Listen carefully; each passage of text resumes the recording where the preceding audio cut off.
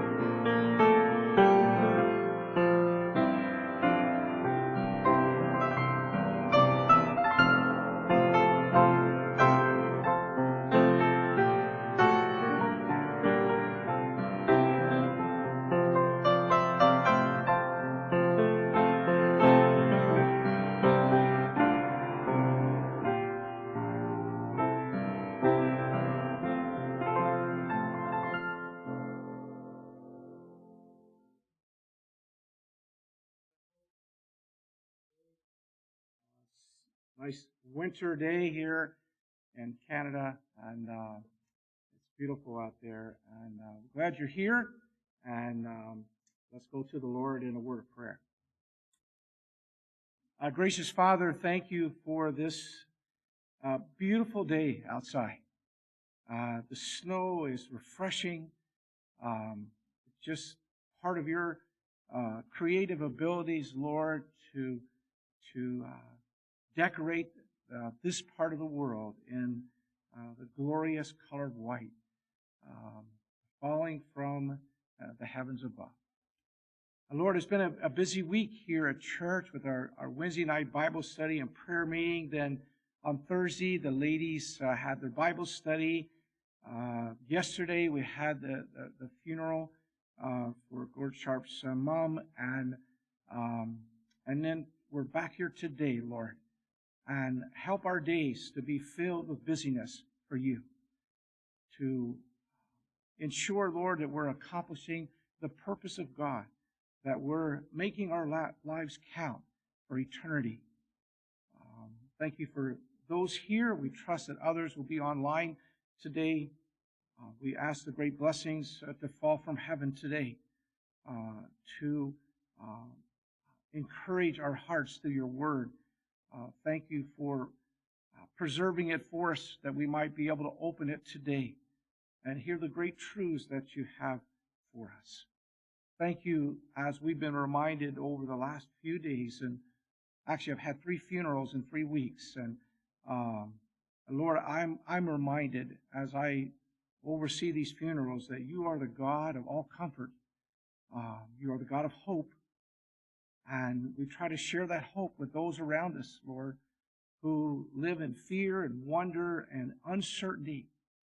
Thank you for what we have in Christ. Not only the assurance of our salvation, but the certainty, Lord, of your presence with us, and the calmness, the peace that we can have in the midst of the storms that are about us. And now we pray for this next hour, Lord, that you bless your word. May the Holy Spirit of God take it and use it in each of our lives to accomplish, as we're going to be reminded today, your purposes in our lives. And we'll give you the praise for this in Jesus' name. Amen. Take your Bibles, if you would, please. Turn to 2 portions right next to one another. Genesis 28, where we're going to start, and then Exodus chapter 3. Genesis 28 and Exodus chapter 3. This morning I'm going to start a brand new series. As I do with many of the series that I do here, I don't know how long this is going to take us, but we're going to go on a journey, and we're going to go to purposeful places. We're going to go to places in the Bible where God has taken people.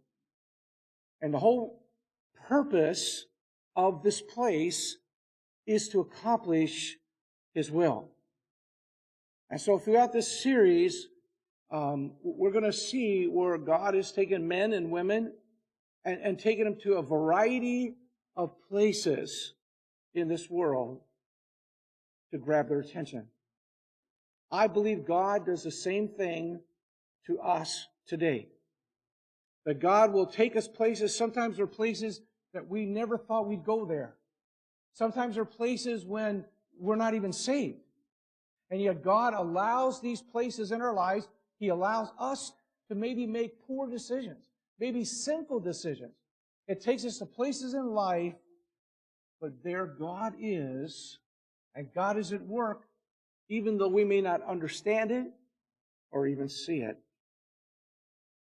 From the bottom of the sea to mountain heights, we'll see where God took people. From big cities to small villages. From on top of walking on water to sinking sand, where God took people for specific purposes. Psalm 103 and verse 22 says, "Bless the Lord, all His works in all places." Bless the Lord in all His works in all places. God is at work in our lives, in the life of our world, in all places. Bless the Lord, O my soul. Down the road, maybe when we have not seen God at work, we're not aware of God, we're not looking for God, one day we'll look back and we'll say, oh, I see God was trying to get my attention. God was trying to remind me of something. My life is filled with those cases when I was unsaved. And even after I was saved, even after I began my pastorate, look back, I didn't see that. I didn't understand that. And God help us to understand when these places come into our lives, that we glean at that moment the things the Lord would have for us. It reminded me of Jacob and how God was working in his life to get his attention. Look at Genesis 28, beginning with verse 12. Speaking of Jacob, and he dreamed, and behold, a ladder sat upon the earth, and the top of it reached to heaven. And behold, the angels of God ascending and descending on it. And behold, the Lord stood above it and said, I am the Lord God of Abraham thy father, and the God of Isaac. The land whereon thou liest, to thee will I give it, and to thy seed. And thy seed shall be as the dust of the earth, and thou shalt spread abroad to the west, and to the east, and to the north, and to the south. And in thee and in thy seed shall all the families of the earth be blessed. And behold, I am with thee, and will keep thee in all places. I will keep thee in all places whither thou goest, and will bring thee again into this land. For I will not leave thee until I have done that which I have spoken to thee of. God had purposes for Jacob.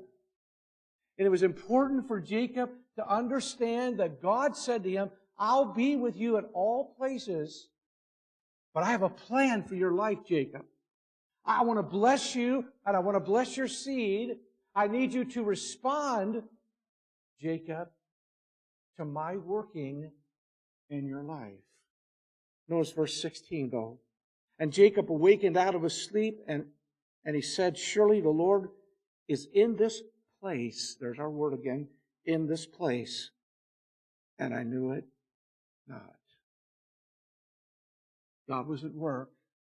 God was here. And I didn't even know it. And what we want to get to the point through this series is to understand that wherever I go, God is there. And God is at work. God is doing something. And I want to be sure that I see God at work, whether it be in my life or in the life of someone around me, that I can help and encourage them about. I thought of my own traveling, and I thought of some of you, and some of you have been so many different countries, so many different places on your journey that God has taken you. Maybe from the place of your birth to get here, you've made a lot of stops. Some have been detours, maybe detours you did not want to take, but God allowed them in your life. I thought of my own life, and I've been to Israel and to Jordan, I've been to Germany, and I've been to Mexico. Okay?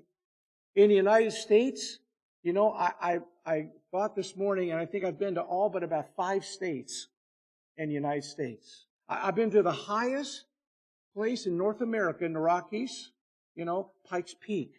Okay? I actually drove up Pikes Peak, which was very dangerous and scary to me. Okay? I've been in the lowest part of North America, the Death Valley. Okay? I've been to the deepest part of the earth that I've ever been into, in a place called Mammoth Cave.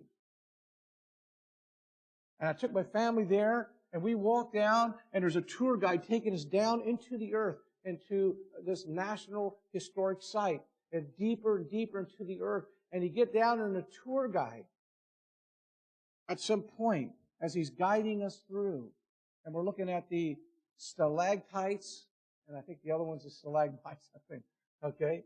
And you're looking, and he's pointing out a lot of things. And all of a sudden, he turns off the flashlight, and the other tour guide, because you can see him maybe 100 yards away, there's another tour. And at the same moment, they turned off their lights. You could not see your hand. I tried it. It was so pitch black, you could not see your hand. You couldn't see an image. You couldn't see anything. It was so dark. I'm grabbing my kids' hands, and, we're just holding on. Daddy's here. Okay? It reminded me of hell. Jude, I think it's Jude, describes hell as the blackness of darkness. A place. You and I don't want to get to the place we don't see where God is at work, wherever He takes us on this journey in this life, however long or however short it is. God does not take us to random places. We are where we are both now and throughout our life by the design of God. Whether He has led us or whether He has allowed us to make choices, whether they be good or bad. These are not random places, but purposeful. God is doing something. And we want to be sure that we're not like Jacob. And God was here, and I didn't even know it. So this morning, the first place, and I'm going to try to cover, by God's grace, one place each week. This morning, the first place we're going to go to is the burning bush. The burning bush. The purpose of this burning bush, probably a number of things. I'm going to boil it down to one. Moses, I've got your attention through this burning bush. Here's how I want to use you in your life. And so the purpose this morning is, what is God's call to my life? What am I here for? What am I doing on planet Earth right now? Others have left. What am I doing here? What is God's plan for my life? When you think of Moses, you could probably divide his life up into threes of 40s. The first 40 years he was in Egypt under Pharaoh. The next 40 he was with Jethro as a shepherd. The last 40 as God's servant and deliverer. What is God doing to get your attention? Have you responded to it? That's the title I'm using, Respond to God's Purposeful Places. That's the title for this series. So number one, the burning bush. Let's look first of all at Moses' reaction. So let's turn to Exodus chapter 3. That's Moses' reaction. Exodus 3 verse 1. Now Moses kept the flock of Jethro, his father-in-law, and the priest of Midian. And he led the flock to the backside of the desert. He's far away. This is the backside. You know what? God's going to try to get his attention in the backside. God's going to try to maybe get your attention far away from everything else. He came to the mountain of God, to Horeb. Now, this is also called Mount Sinai. And the angel of the Lord appeared unto him in a flame of fire out of the midst of a bush. And he looked, and behold, the bush burned with fire, and the bush was not consumed. And Moses said, I will now turn aside and see this great sight, why the bush is not burnt. And when the Lord saw that he turned aside to see. So what's so important, and I'll be repeating this. Moses saw this unusual thing in his life. He turned aside. God can do a lot of things in each of our lives, in the places where He has put us. And we can never turn aside. We just kind of go on our way. I've got my life. I'm focused on this and this and this, and I've given my time, my talents, and my treasures to this. And we don't turn aside to God. And we miss God's working in our life, we miss the plan of God for our lives. We may accomplish some things, but we miss that which He wanted us to do. And notice that when He turned aside, God turned aside. See, God wants to see first that there's interest in us to know His will, to investigate. God's just not going to throw out His will randomly. He wants to see this Christian is interested. This person is interested in knowing why this burning bush has occurred. Verse 4 again, and when the Lord saw that he turned aside to see, God called unto him out of the midst of the bush and said, Moses, Moses. And he said, Here am I. And he said, Draw not nigh hither. Put off thy shoes from off thy feet. For the place whereon thou standest is holy ground. Moreover, he said, I am the God of thy father, the God of Abraham, the God of Isaac, the God of Jacob. And Moses hid his face, for he was afraid to look upon God. A few years ago, I bought this bush. It's called a burning bush. It's still in my yard. It was bigger, and now it's smaller. I love this thing. In the fall, its leaves turn bright crimson red. It is beautiful. I've seen some of these burning bushes in people's yards, and they're huge, and that's really what I wanted. Mine seems to be shrinking over time, but it grabs your attention. You're driving down the road, and it just grabs your attention. This grabbed Moses' attention. A miracle. This bush did not burn. And God spoke through this bush. You know, as you look through the Bible, you find that God speaks in so many different ways. We believe that He does not speak audibly today to us. But God will speak through His Word. He'll speak through the leading, the prompting of the Holy Spirit of God. He'll lead sometimes through others. That's why the Bible says, in the multitude of counselors, there's safety. Sometimes God leads with His voice. Other times, we see in the Bible, it was the finger of God. In Exodus 31, verse 18, and He gave unto Moses, when he had made an end of communion with him upon Mount Sinai, the 2 tables of testimony, tables of stone written with the finger of God. In Daniel chapter 5, in verses 5 and 6, we saw the handwriting on the wall. It says, and the king saw part of the hand that wrote. God was writing with His finger. In Luke chapter 11, verses 19 and 20, and if I by Beelzebub cast out devils, by whom do your sons cast them out? Therefore shall they be your judges. But if I with the finger of God cast out devils, no doubt the kingdom of God is come among you. And in John chapter 8, verse 4, when Jesus is with the adulterous woman, and they brought her to Him, the Bible says He wrote on the ground with the finger of God. So God speaks here in this particular case with His voice. Many times, these are places of solitude where God will speak to us. Maybe in our prayer closet. Maybe when we're driving down the road all alone. Maybe when I'm alone at work. Or maybe I'm doing something in my yard. I'm alone. God can speak to me.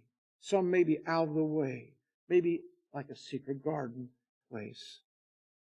God knew where Moses was. He knew Moses would be coming by this way. And God had a burning bush there. You know what? God knows where you are. I preach other messages. You can't hide from God.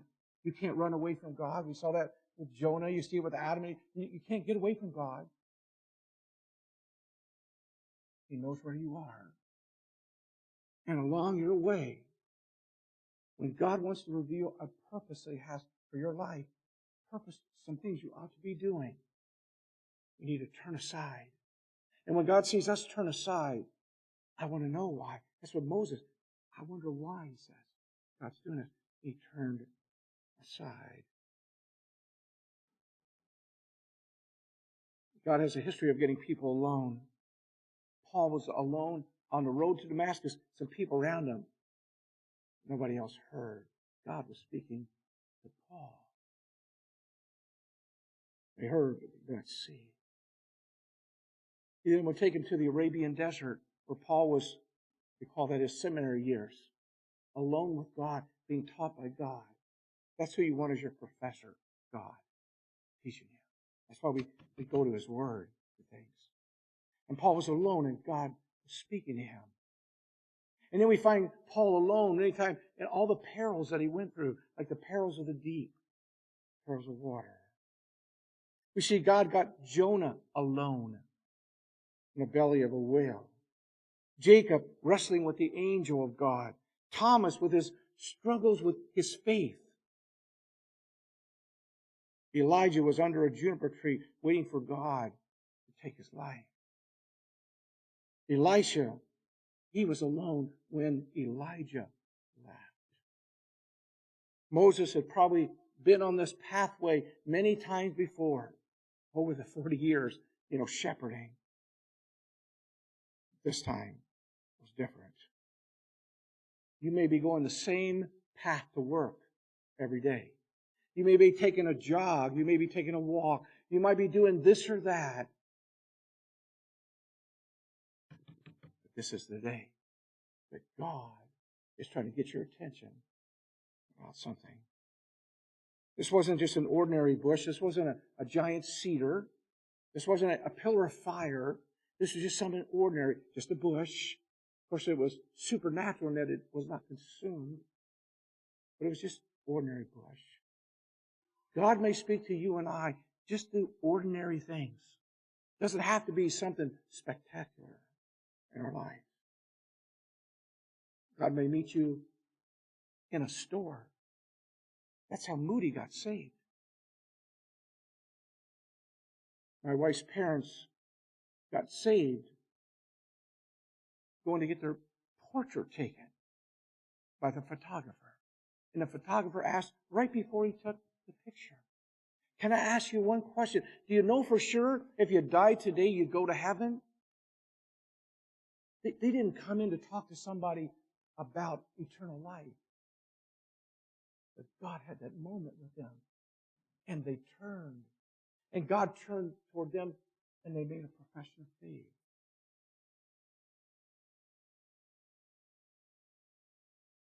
I've shared with you before the testimony that I heard on a tape of John MacArthur. He was driving down the road at 19 years of age. His father was a pastor. He was kind of wayward. And he had an automobile accident and slid on his back, was propelled out of the automobile in a major interstate, slid 100 yards on his back and stopped. Cars are going by him on the freeway. And his own testimony was, "Okay, God, you have my attention. What do you want out of me?" The professor and founder of my seminary was a big hunter in Pennsylvania. And he was up in a deer stand 40 feet in the air. And something broke, and he fell 40 feet. And he told us in seminary class, I landed on my back. He said, I didn't know if I was going to die or what. But he said, the first thing out of my mouth was, "Okay, God, you've got my attention." Me? It was in Washington, D.C. My life was crashing. My life was burning. My life was burning up at 24 years of age. Finances were going down. Dating was going down. All my job aspirations were just tanking. God got my attention. In verse 4, God called Moses by name. God knew who he was. He knew where he was, but he knew who he was. God knows you. And the great thing about God, we'll see in just a moment, He's got a wonderful plan for your life. God's got a wonderful plan. For Moses, it would be the last part of his life. And for you, it may be the very same thing. It may be the end of your life, toward the end of your life, as with Moses. But God would use him.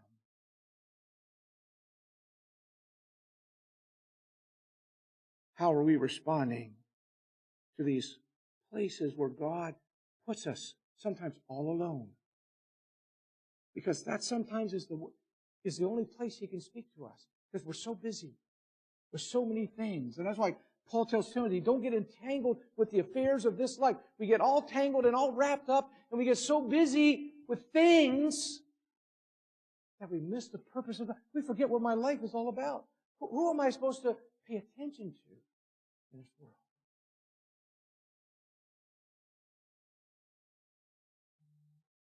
We don't want to be like Jacob. God was here. I miss God. I missed this in my life. Let's turn to God and ask Him why. So that's Moses' reaction. Let's look at God's reason. And we'll finish our text here. Exodus 3, we'll look at verses 7 to 10. And the Lord said, I have surely seen the affliction of my people which are in Egypt.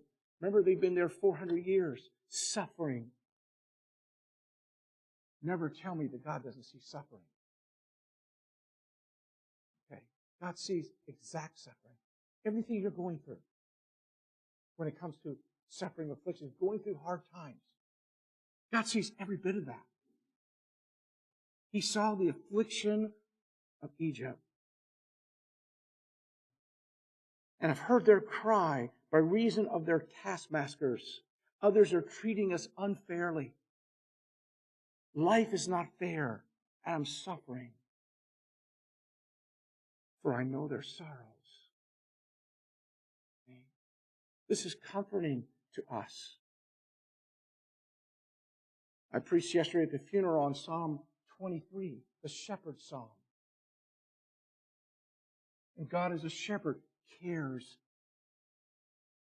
That's why Peter says, He careth for us. For all your cares. Cast all your cares upon Him. The sorrows, the shepherd would watch over the sheep. God watches over us. He knows our sorrows. Verse 8, and I am come down to deliver them out of the hand of the Egyptians. How's God going to respond to what He hears and sees? He's going to send a deliverer. That's where the purpose of Moses' life comes in. Moses, you're going to be the deliverer. I'm going to come down, but I'm going to come down in the presence of you. I'm going to work through you. And that's exactly what God wants to do with us. So God is working through us as we minister to people. Whatever your purpose is in life, whether God calls you to a foreign field or calls you to the field right here. And God's going to burden you for your purpose, maybe a Sunday school teacher, maybe in the choir, some ministry helper, maybe in finances, maybe in administration, maybe in whatever. But God has a plan. And a lot of it has to do with God seeing the needs of the world, and then God says, I'm going to respond by saying this person. This one's going to be in soul winning. This one's going to be in counseling. This one's going to be in nurture and care. This one's going to be in evangelism. And all of this is going to work together. But you can see how frustrated God would get when you and I don't respond to the burning bushes in our lives. We're so busy with other things. And we miss the call of God upon our lives. To be what and to do what God would want us to do. Because God's trying to reach out to the world. As the poem goes, our hands are His hands. Our feet are His feet. Because God wants to use us.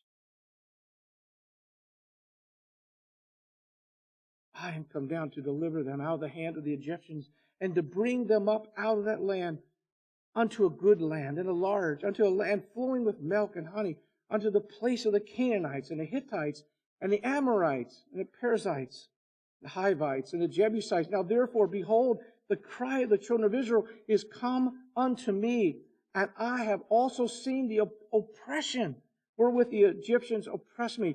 Come now, therefore, and I will send thee unto Pharaoh, that thou mayest bring forth my people, the children of Israel, out of Egypt. God's trying to get Moses' attention. Not just to show him a miracle, not just to do something in his life, but there was a purpose. And then through this series, as we go through the different places, we're going to see an overriding purpose, what God does in some of these places.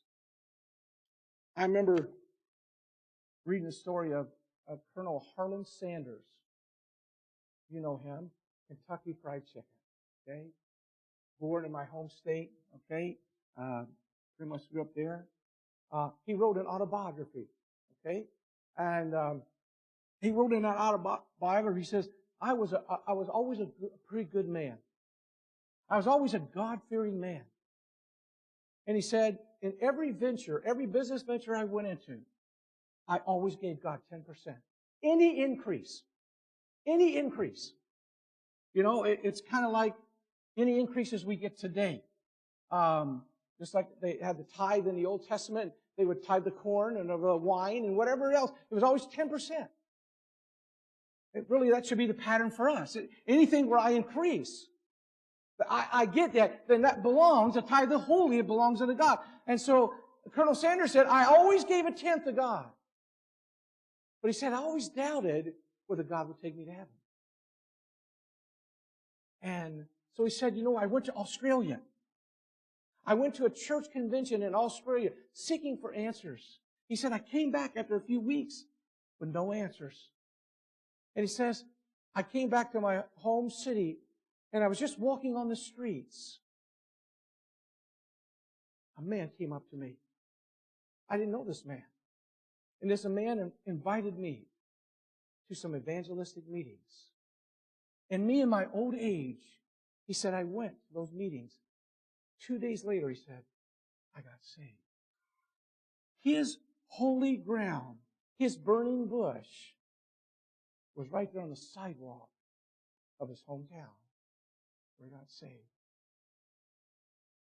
Some of you are sports fans, and some of you that are particularly baseball fans, you'll know Cobb. Okay?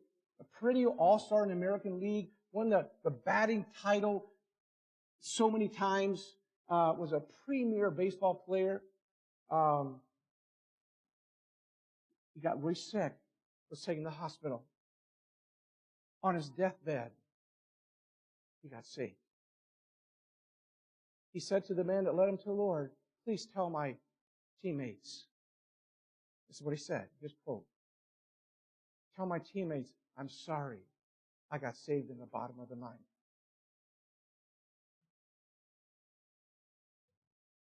His burning bush was at a hospital bed. Then there's another story of a guy I'm going to guess you never heard of. I'd never heard of this guy. Lee Richmond. Lee Richmond. The reason you probably don't know, he lived back in the 1600s.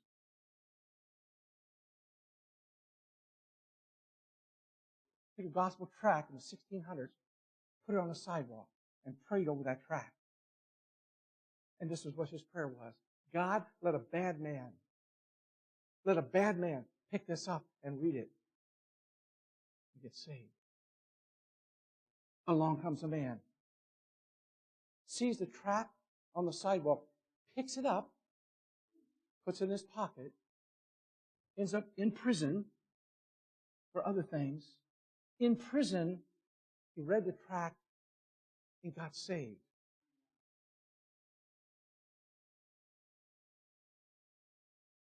His name? John Bunyan, writer of Pilgrim's Progress, which has led many to the Lord Jesus Christ. You don't know what your burning bush, where that place is. But whether it be salvation or whether it be service, God has a plan. He's working in your life, every place, at all times. We must react to these attention grabbers that God has in our life. Because God is trying to work in our world, especially now. Especially now. He has the world's attention. It's sad that it doesn't seem to really turning, though we've had more visitors in our church in the last month than we had in the last 2 years. So I don't know what God is doing exactly. It's impacting churches. It's hurting them. It's hurting our world. I speak to a number of missionaries. They're not able to do in their land what they were doing before. We're not able to do exactly what we were trying to do before. But God is at work. And He wants to use you and me. With Moses, he made that approach to God. He wanted more. I'm going to turn in, see with this. There was a hunger, and God fed him. Blessed are they that hunger, thirst for righteousness. James 4, verse 8, draw nigh to God, and He will draw nigh to you. See, we must turn. And then God will say, okay, I see you're serious. I see you mean business. Why would God reveal a purpose to us if we're just going to be flippant about it? I got other things. I got more important things to do with my life.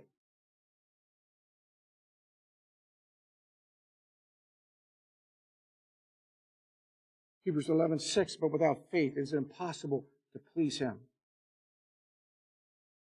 This verse rubs all of us the wrong way. Most of us like to have things figured out. Okay, I can count on this. I want to be able to control it. I can see I'm going to plan for this and prepare for this. And if this happens, I got a plan B. And if this way, I got a plan C.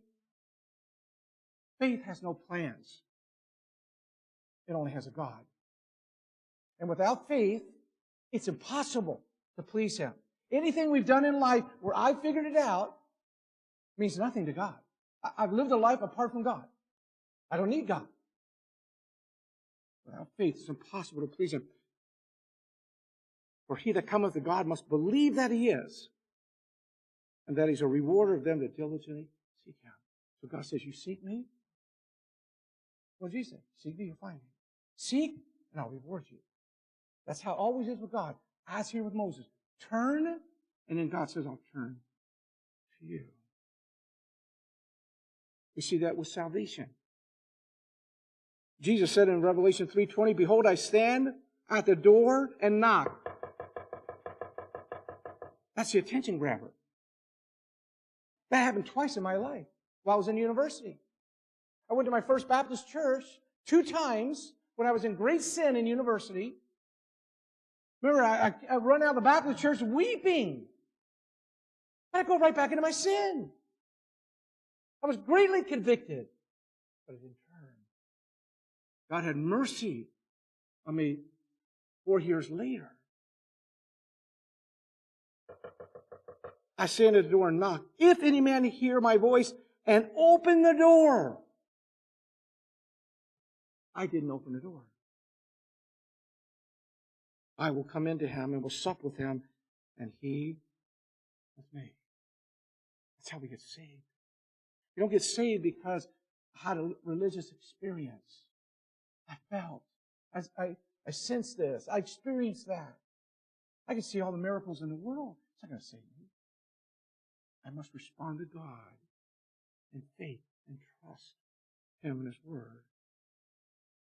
Isaiah 53:6, all we like sheep have gone astray. We have turned everyone to his own way. See, we've gone the wrong way. We haven't turned to God. We've turned all the other ways.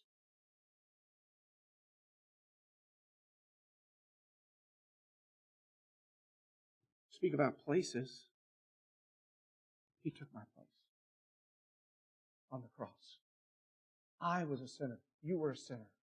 He was not a sinner. He who knew no sin became sin for us to save us. Every time my wife and I go down to Washington, D.C. area and we go by this special place, every time is still there. I look over from the interstate, and I look over about 400 yards. I see a 16-story condo building. I look at the 14th floor. I know exactly where the balcony is. I look there while I'm driving by. Cars are honking, hey, get your eyes back on the road, but that's where I got saved. Not on the balcony, but I know that spot. Because I used to stand on that balcony and look out for the traffic. That's where I got saved. That's when God knocked on my door again. He had mercy and He knocked on my door again. I got saved. When I was teaching down at the Bible college, I have a number of parents of students come in. They gave me a little office down there, and I would be in there just studying, waiting for my next class or studying for things down here. And a number of times, oh, I'm here to pick up my son or my daughter. Pastor Adams, I really don't know you, but can I talk to you for a moment? You don't know how many parents came in and said to me, one of the first things out of their mouth, I should be serving the Lord today. I'm glad my son or daughter is, and they're training, but I should be doing that. And then they would go into stories, well, when I was 18, when I was 26, when I was 30-something, God spoke to me, and I knew I should be doing something, but I just held back. I just didn't do it. I didn't get more involved like I should have.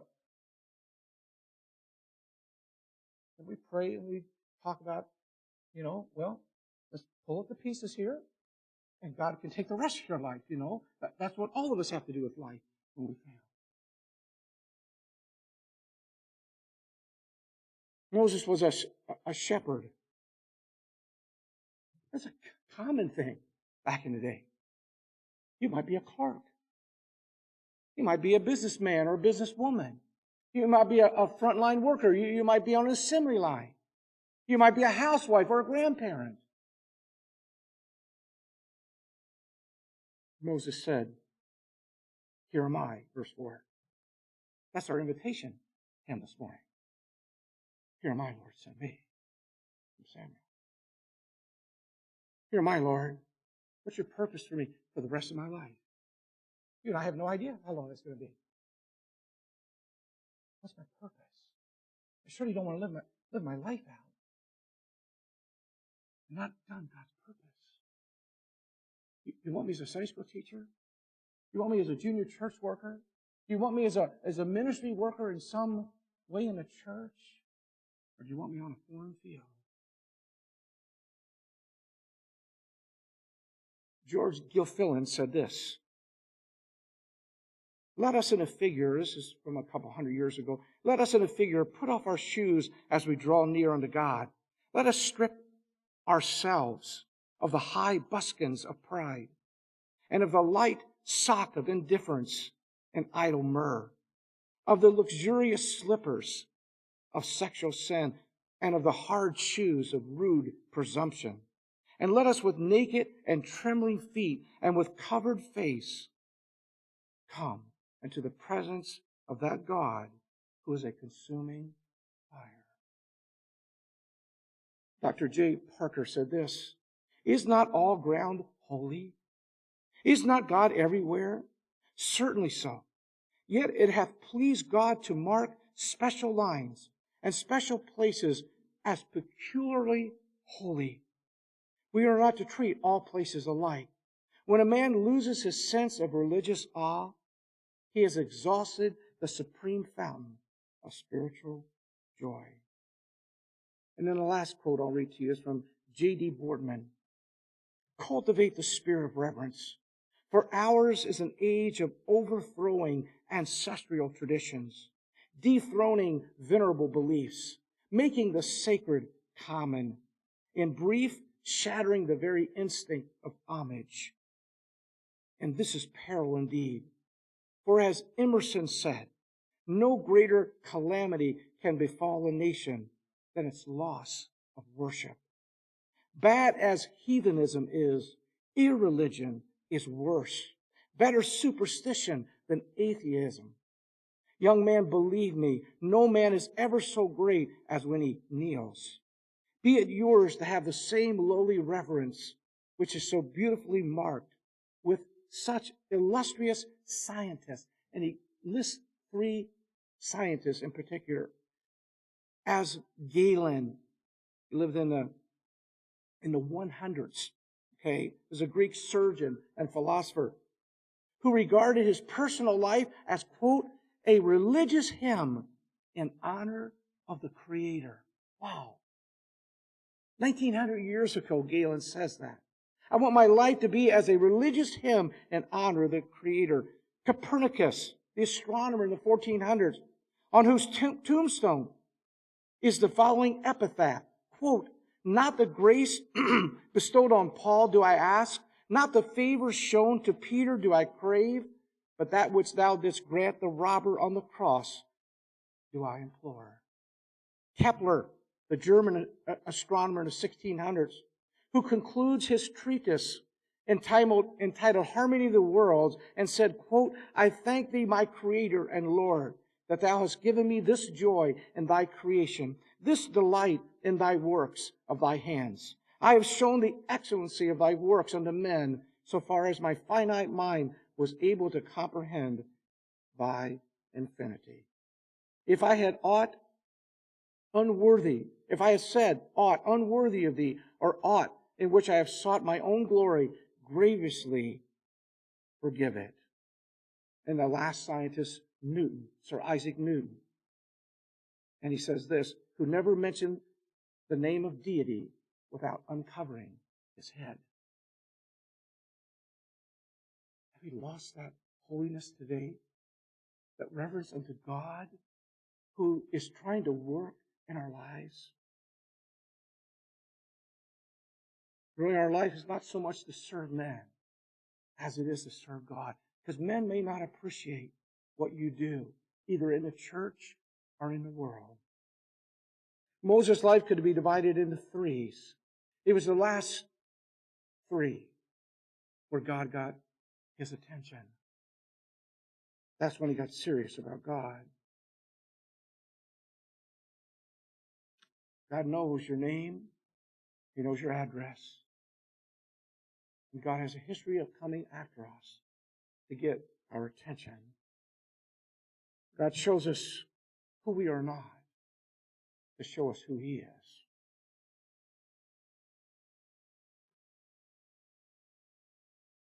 Your calling, like Moses, may not be in a palace, may be in the backside of the desert. Like Peter, James, and John, that may be at a fishing hole. Like David, it may be on a hill with the sheep, or Paul on just a road traveling. Your bush may be in a hospital, maybe on a sidewalk, maybe an accident, maybe an unexpected disappointment in life.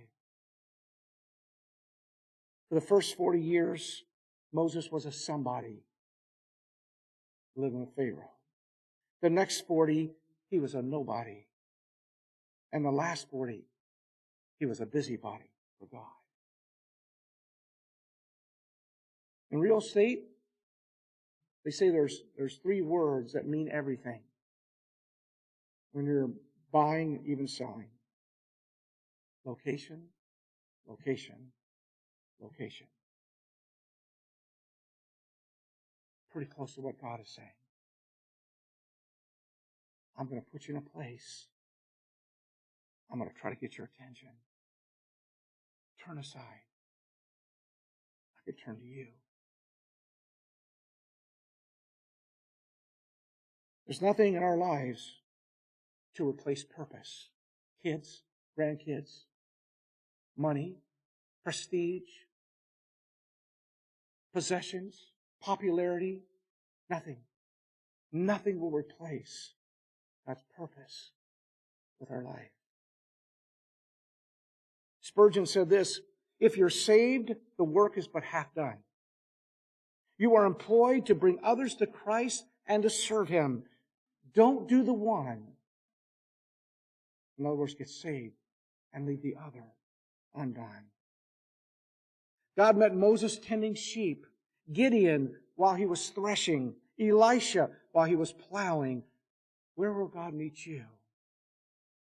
And has He already met you?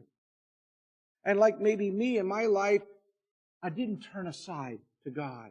I turned away. I like what my wife says many times to people. I hear her saying this all the time. It's really good. When I say it, I take credit for it, but when she's around, I say, this is what my wife says. When things are happening to you that are not really good and sorrow and disappointing, don't turn your back to God. Turn your face to God. It's really good. Really good. The places in your life are not accidental, but fundamental and instrumental in God trying to get your attention to show you the greatest thing about your life, and that's His plan. Because His plan is just as great if you were to be a missionary or if you were to be a Sunday school teacher. They're the same. This person is doing what God would have him do, and this person is doing what God would have him do. Turn aside to the glorious plan for your life. Don't be like Jacob and to fail to see God at work. You read Hebrews 11, verse 24 to 27, you find more why Moses was in the heroes of faith. He made a decision to turn from what Pharaoh could offer him, willing rather to suffer the afflictions of the people of God and to serve God. When God wanted to build an ark, He called out to Noah. When He wanted to build a nation, He called out to Abraham. When He wanted to build a temple, He called to David, laid it on his heart. When God wants to do something, He's going to reach out to you. Let's turn aside to Him. Let's hear from Him what His plan, His will is for my life. Let's pray. Our heads are bowed and our eyes are closed.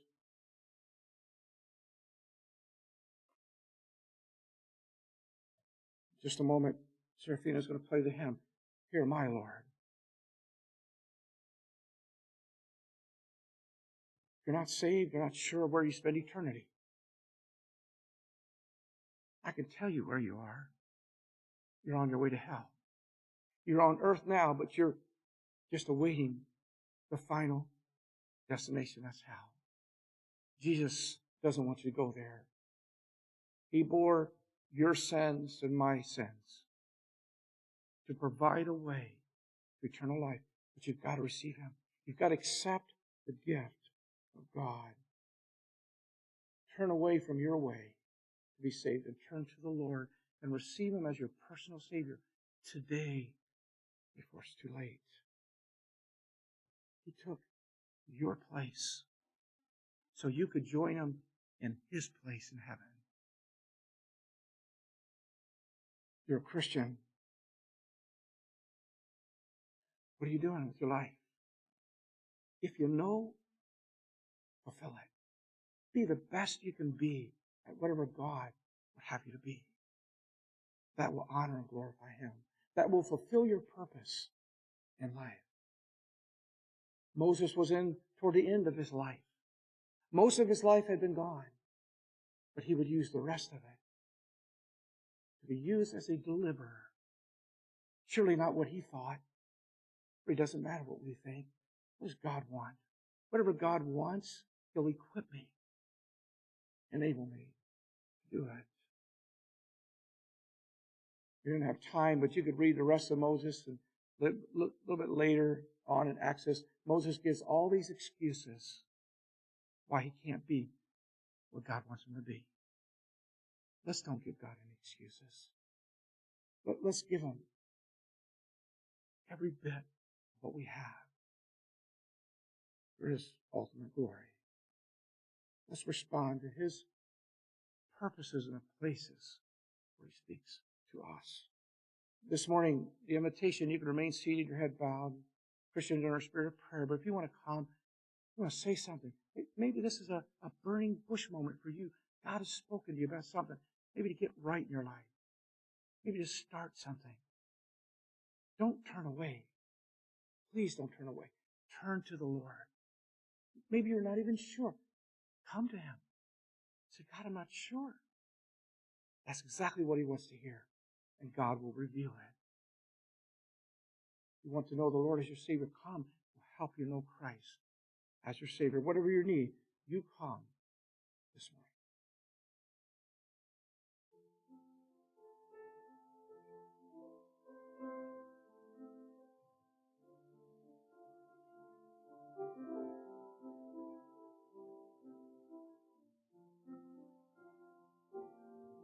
Hymn writer says, Lord, I give my life to you.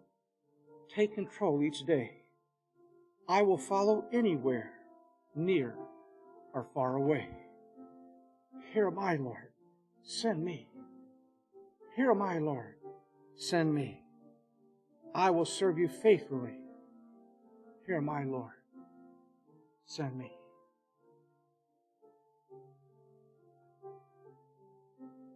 Folks are coming. You come as the Lord leads. Don't want to bother you. Just talk to Him all by yourself.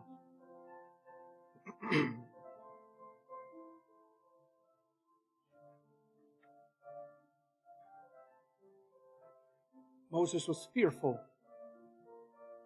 Fearful what others might say because he was a stutterer. Fearful that people just, because his background, they're not going to listen to me, God. Fear can be a great inhibitant to the work of the Lord Jesus Christ. Let this be your holy ground this morning. Busyness. Don't be too busy to serve the Lord. Because God has a way of getting rid of busyness to get your attention.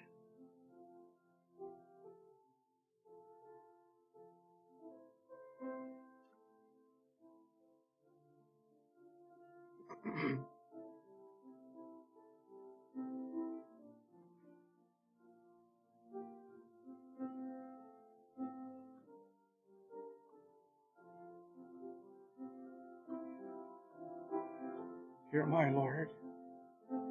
Send me. I'm really a nobody, Lord. I want to be a busybody for God.